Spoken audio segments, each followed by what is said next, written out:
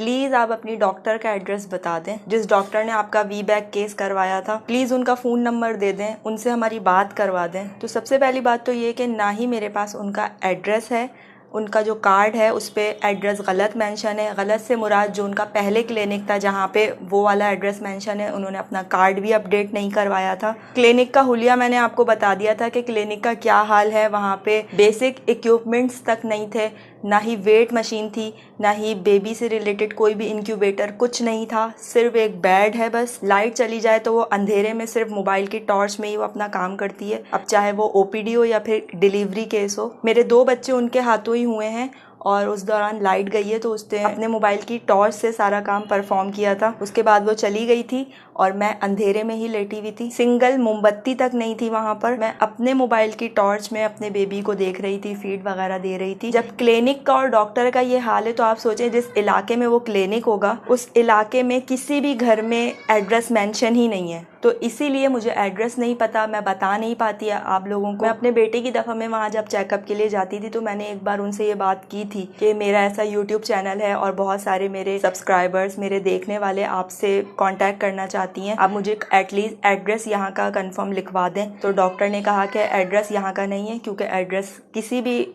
घर में मेंशन ही नहीं है। ज़बानी इस तरह से बताया कि करीबी स्कूल है, दूसरी गली, इस तरह से बताया था। प्रॉपर एड्रेस उनको भी शायद नहीं पता था। और जहाँ तक फ़ोन नंबर की बात है, फ़ोन नंबर वो अपने पेशेंट्स तक को नहीं देती हैं। जब कार्ड बन जाता है लास्ट मंथ जब आ जाता है, डिलीवरी में 1-2 हफ्ते रह जाते हैं, तब वो अपना फ़ोन नंबर देती है पेशेंट को। उस पर भी वो सख्ती से बोलती थी कि ज़्यादा फ़ोन और मैसेजेस करने की ज़रूरत नहीं है, जब बहुत ज़्यादा ज़रूरत हो जब फ़ोन करके मुझे बता देना अपनी कंडीशन, और फ़ोन नंबर किसी को देना नहीं। गलती से मैंने अपनी लास्ट वीडियो में अपना कार्ड दिखाया था तो मुझे बिल्कुल अंदाज़ा नहीं था कि इस पे फ़ोन नंबर मेंशन है। मुझे उसको हाइड करना चाहिए था, बट वो मैंने बाद में देखा और दूसरी वीडियो में फिर उसे हाइड करके दिखाया था। तो वहाँ से किसी लड़की ने फ़ोन नंबर देख के उनको डायरेक्ट कॉल कर दी, जिस पर उस लड़की ने मेरा नाम बताया कि मैंने यूट्यूब से आपका नंबर इस तरह से लिया है। तो वो डॉक्टर गुस्सा करने लगी कि ये कौन है जिसने मेरा नंबर सबको दे दिया है, और डॉक्टर का नंबर हर वक्त ऑन भी नहीं होता है। तो उस वक्त आप लोग के बहुत ज़्यादा मैसेजेस अभी भी आते हैं, खैर कि हमें डॉक्टर से मिलवा दें, उनसे बात करवा दें। तो उस वक्त मैंने ये डिसाइड किया कि अब मुझे फाइनली डॉक्टर से बात कर लेनी चाहिए इस बारे में कि मेरे सब्सक्राइबर आपसे कांटेक्ट करना चाहती हैं, वो अपना केस आपसे शेयर करना चाहती हैं। तो डॉक्टर का नंबर तो एज यूजुअल ऑफ था और उनके पास स्मार्टफोन भी नहीं है, वो सिंपल मोबाइल से ही अपना सब काम करती हैं। उनकी जो असिस्टेंट हैं उनसे मेरी थोड़ी बातचीत है, मैं मोबाइल के थ्रू, व्हाट्सएप के थ्रू उनसे बात करती रही थी। तो मैंने उनको व्हाट्सएप पे कांटेक्ट किया कि ऐसी ऐसी बात है और डॉक्टर से सब मिलना चाहती हैं, अगर आप अलाउ करें तो मैं नंबर शेयर कर दूं या फिर एड्रेस कंफर्म कम से कम बता दें। तो अभी मैंने जितनी भी बातें आपको बताई हैं यूट्यूब से रिलेटेड, वो सब मुझे उन्हीं ने बताई थी कि डॉक्टर बहुत गुस्सा कर रही हैं और वो नहीं चाहती हैं कि वो ज़्यादा एक्सपोज हों। मैंने 1-2 बार वजह पूछने की कोशिश की है, बट उन्होंने कोई खातिर ख्वाह जवाब नहीं दिया मुझे कभी भी। वो क्यों सामने नहीं आना चाहती, वो क्यों इतना एक्सपोज नहीं होना चाहती, या यूँ कहा जाए कि डॉक्टर के लिए तो ये एक बिजनेस है, उनको तो जितने ज़्यादा पेशेंट आएंगे उनका क्लिनिक उतना ज़्यादा तरक्की करेगा, बट ऐसा वो नहीं करना चाहती हैं। पेशेंट तो ज़्यादा चाहती हैं बट एक्सपोज होना नहीं चाहती, किसी को पता ना चले, इस तरह से वो करती हैं बिहेव। उनकी असिस्टेंट ने मुझे एक बार बताया था कि डॉक्टर को थोड़ा सिक्योरिटी इशू है, हेटर्स नुकसान पहुंचाना चाहते हैं, दैट्स वाई वो पहले जिस क्लिनिक में सालों से थी वो क्लिनिक स्विच कर दिया था, बहुत लोकल से इलाके में शिफ्ट हो गई हैं जहाँ पे एड्रेस तक नहीं, जैसे मैंने आपको बताया। वो नहीं चाहती कि उनके हेटर्स तक ये बात पहुंचे कि वो कहाँ पे काम कर रही हैं। उन्होंने मुझे ये बात भी बोली थी, मैं वर्ड टू वर्ड आपको बताती हूँ, कि उनके हेटर्स शायद ये समझते हैं कि डॉक्टर अब मर आ गई हैं।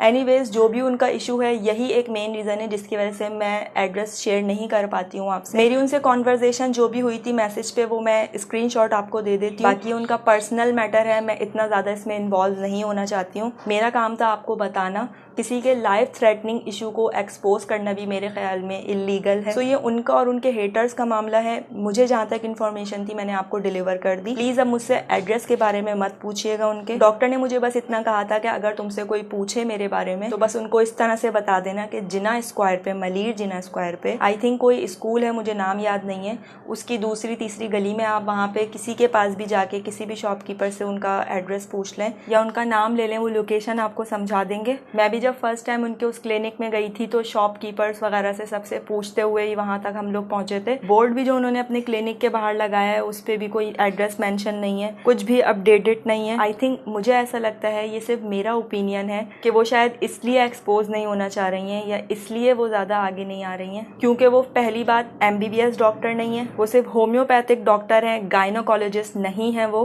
लेकिन वो गायनी केसेस कराती हैं विदाउट डिग्री, जो कि इलीगल है। तो may be, I am not sure, may be शायद जो दूसरे डॉक्टर्स हैं जो कि MBBS डिग्री होल्डर्स अपने अपने क्लिनिक या हॉस्पिटल्स खोले हुए हैं, उनका बिजनेस शायद ख़राब हो रहा होगा क्योंकि केसेस सारे इन्हीं के पास जा रहे हैं। तो मे बी शायद वो हेटर्स हों या वो उनको नुकसान पहुंचाने की कोशिश करते हों। और देखा जाए तो ये ठीक बात भी है, आपके पास डिग्री नहीं है गायनी की, आप गायनेकोलॉजिस्ट नहीं है और आप वो काम कर रही हैं। तो मुझे ऐसा लगता है कि यही एक मेन रीज़न है जिसकी वजह से डॉक्टर एक्सपोज नहीं होना चाह रही हैं, सामने नहीं आना चाह रही हैं। बाकी ओवरऑल वो पर्दा वगैरह भी करती हैं और नेक खातून भी हैं, नमाज़ें रोज़े सब करती हैं माशाल्लाह, क्योंकि अक्सर वो क्लिनिक में नमाज का वक्फा भी करवाती हैं। बाकी गंदगी की कोई इंतहा नहीं है वहाँ पर, नॉर्मल कोई बंदा होगा वो तो बर्दाश्त नहीं कर पाएगा। मेरी अपनी सगी बहन भी गई थी जब उनका पहला C-सेक्शन हुआ था, उसके बाद वो गई थी नॉर्मल के लिए, तो वहाँ का हुलिया देखकर ही वो वापस आ गई थी, उसके बाद नहीं गई वो। और ऐसी बात नहीं है कि उनके सारे केसेस ही कामयाब हुए हों, बहुत सारे केसेस में बेबीज़ की डेथ भी हुई है, लोग एमरजेंसी के लिए भी भागे हैं। मेरे अपने ही ख़ानदान में काफ़ी सारे केसेस ऐसे हैं जो कि ख़राब हुए हैं उनके हाथों और बेबीज़ एक्सपायर भी हुए हैं।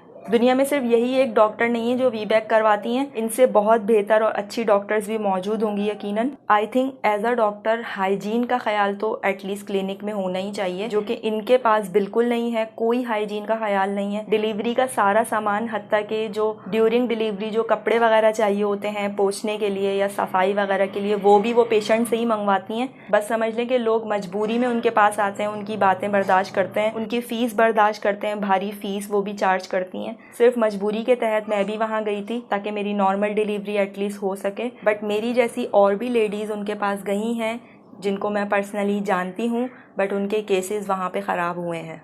कुछ लोगों के लिए वो डॉक्टर फरिश्ता हैं और कुछ मेरे जानने वाले उन्हें गालियाँ भी दे रहे होते हैं। So it's up to you, आप अगर जाना चाहती हैं तो आप किसी भी तरह उनको तलाश कर लेंगी। मैंने अपने सारे पॉइंट्स आपके सामने रख दिए हैं। सो आई होप जो अब नए आने वाले हैं मेरे चैनल पे और वो एड्रेस मांगते हैं तो उनके लिए ये वीडियो हेल्पफुल होगी। हर एक को अलग अलग मैसेजेस पर बताने से बेहतर है मैंने सोचा कि एक वीडियो ही बना दी जाए। मेरा इंस्टाग्राम और फेसबुक सिर्फ इन्हीं सवालों से भरा हुआ है, आप एड्रेस क्यों नहीं बता रही हैं। सो मिलते हैं इंशाल्लाह फिर नेक्स्ट वीडियो में। अल्लाह हाफिज़।